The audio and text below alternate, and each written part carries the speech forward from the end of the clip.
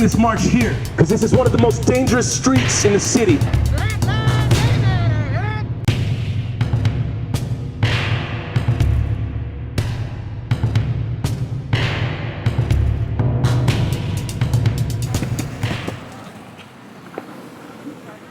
We'll gather there.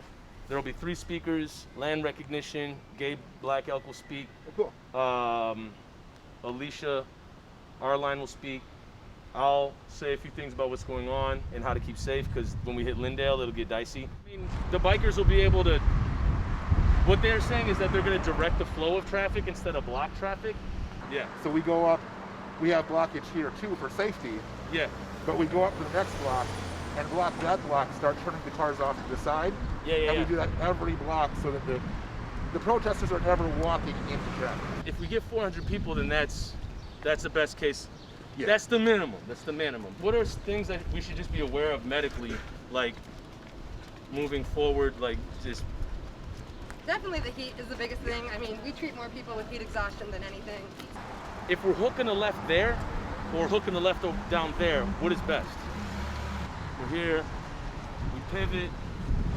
Blocking this lane, Yeah. making them go a different direction, so that as we're going in, there's no one sitting here waiting for us. They're already gone. Oh, okay, that's what's up. We'll stop at the Bulldog, and essentially, the point is to make like how dangerous Lindale is. It's one of the most dangerous streets in the city. I think it'd be safer if we had you like in the middle of the block somewhere. Yeah. Or even further down the block if we had a really good turnout. Yeah, we could go further down the. Let's look at further down the block then. We will need marshals to be ready to de-escalate, distract, isolate. How many marshals will be there? I am not sure, but we have the RJN crew.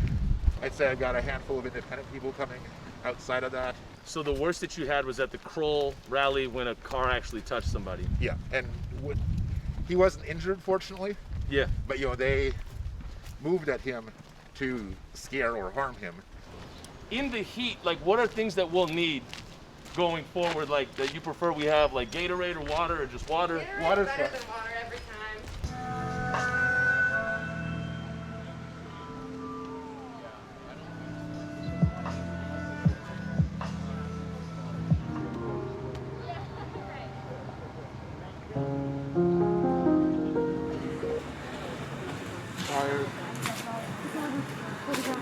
Ideally, marshals prevent things from going wrong at a protest. We prevent people from getting hurt. We prevent people from getting run over. We prevent people from getting distracted from the main mission of the protest, and keep things running smoothly. When I saw that Toussaint was heading this rally, I reached out to him and I said, "Hey, what can I do? Is there something more I can do than just show up?"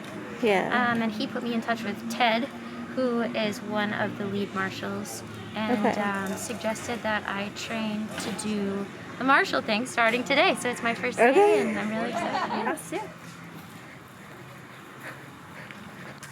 The route, we're going to stage over here, go out here. We're going to go up Bryant, 3 blocks, 28.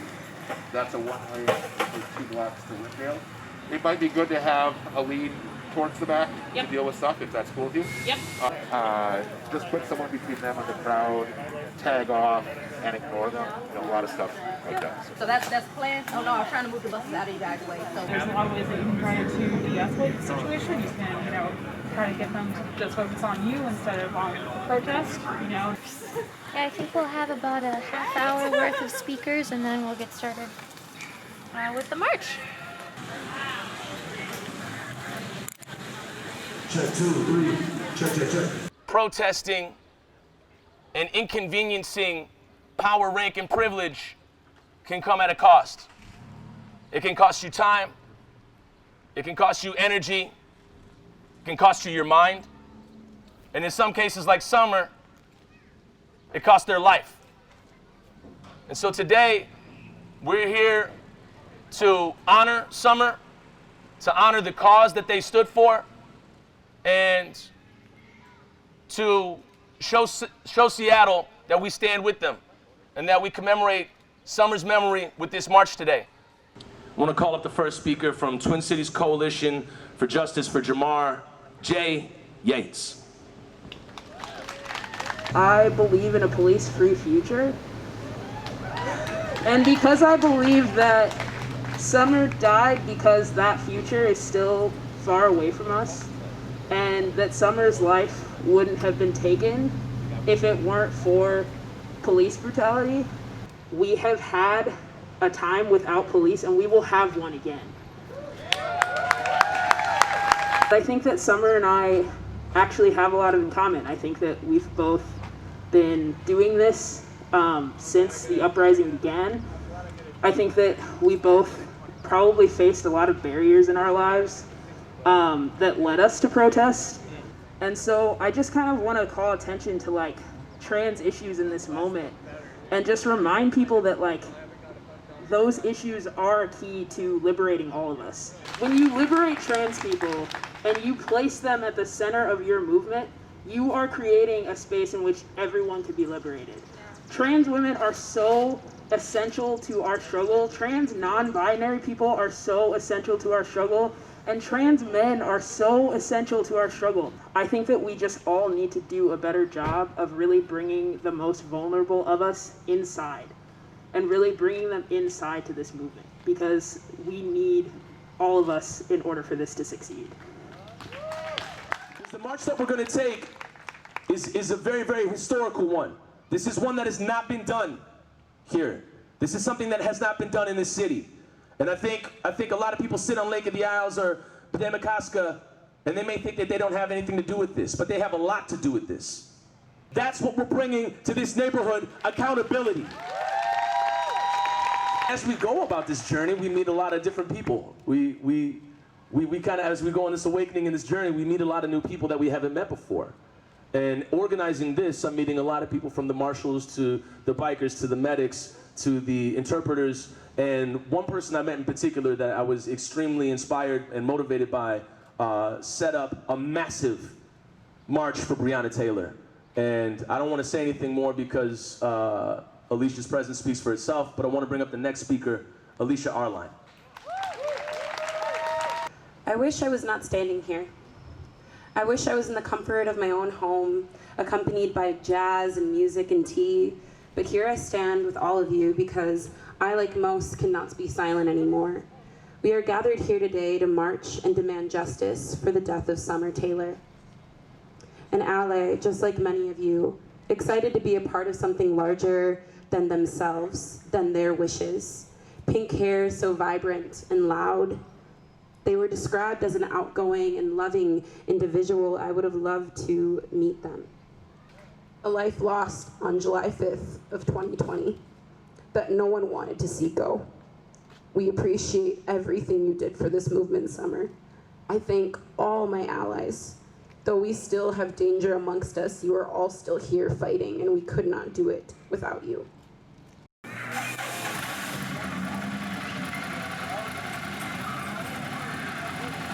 There will be no pictures of pigs shooting down brothers on the instant replay.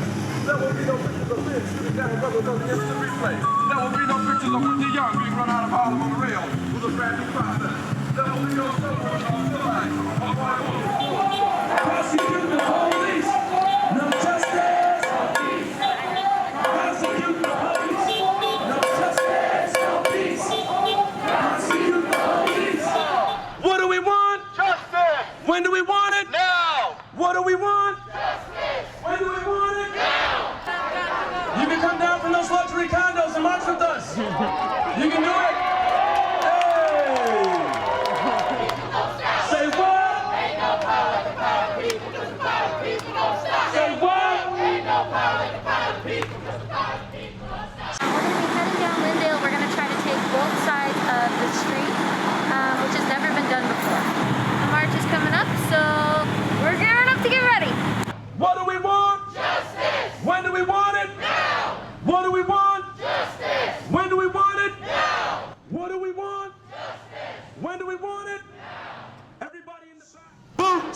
Boots on the ground. We here. We're here. To shut this shit down.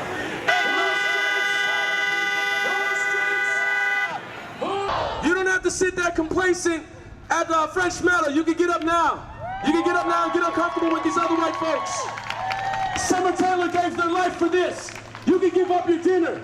You can give up that mimosa. You can come and join us. Give up a little of your time. Summer Taylor gave up their life. Summer Taylor gave up their life. Summer Taylor gave up their life. If Summer Taylor was going to occupy I-5 for 6 weeks,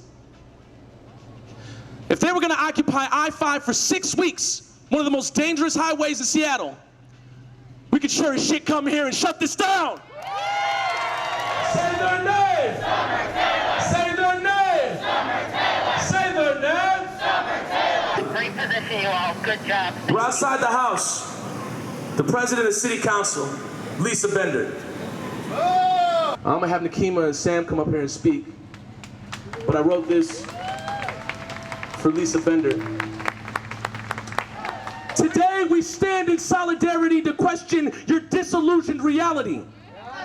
Your politics are the politics of the privileged, and in this neighborhood, it shows. Lisa Bender, whether intentional or not, you are successfully gentrifying and segregating the city. You dehumanize its most vulnerable citizens and have brought about a dangerous comfort to white folks in the city with some of the worst racial disparity in the country. That's your leadership. We see you, Lisa. And what I'm asking personally from me is that Lisa lose her job. Yeah.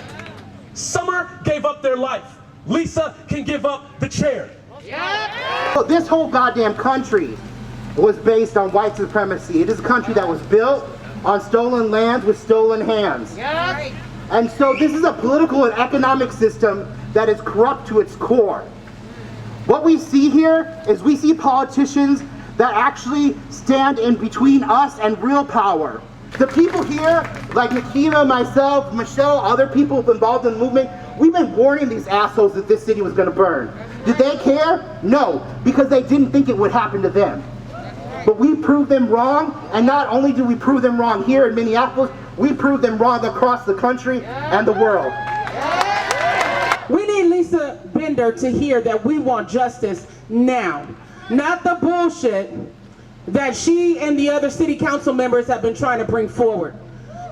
And if Lisa Bender actually cared about justice, do you think that it would have taken seeing the life of George Floyd snuffed out of him for minutes at a time by the Minneapolis police?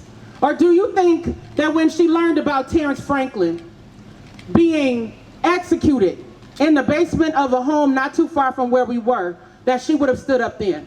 She didn't do anything. But fast forward, May 25th, when George Floyd was killed. What do we see? Lisa Bender and the rest of City Council, but primarily Lisa Bender, going on CNN and other news networks, knowing damn well she don't know nothing about police reform, has not worked on the issue at all throughout her time in City Council, but yet she's on CNN doing all these interviews, trying to grab headlines, pretending that she cares about justice. All lives can't matter until Black lives matter.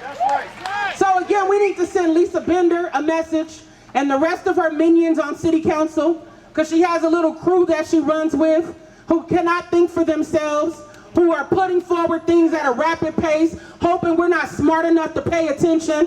But I don't know if y'all know about my background. I was a law professor for 14 years. It's a little hard to hoodwink and bamboozle somebody with that background compared to somebody who only cared about bike lanes before.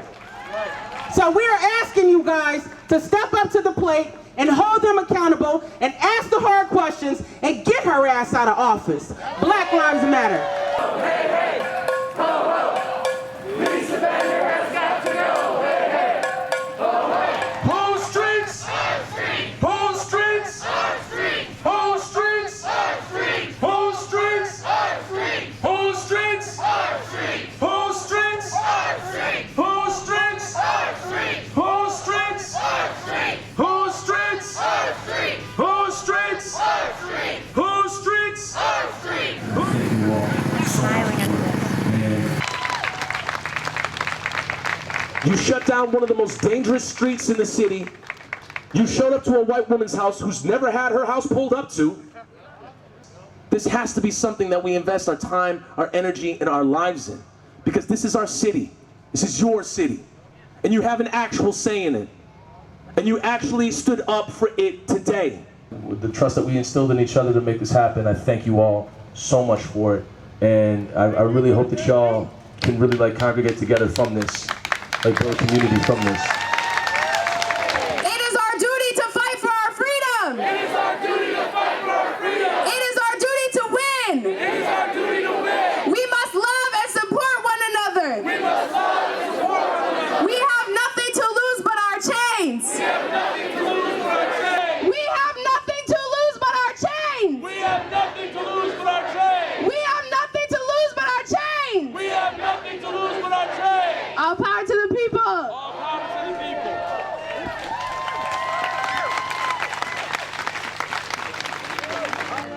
All smile like hard times like bad chips like that's it. I'm fucking